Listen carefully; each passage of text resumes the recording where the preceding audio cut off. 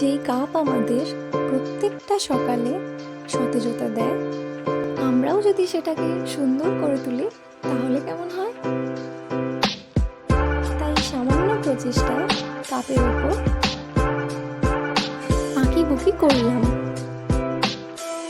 যারা কোনোদিনও ট্রাই করনি তাদেরকে বলছি, ভিডিওটা শেষ পর্যন্ত দেখে বলো খুব কঠিন লাগলো কি?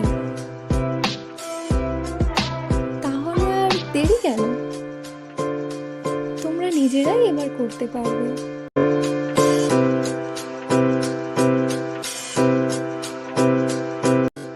ঝটপট কমেন্টে জানাও কেমন লাগলো। তাই নানা রকম হাতের কাজ দেখতে ফলো করে রাখো।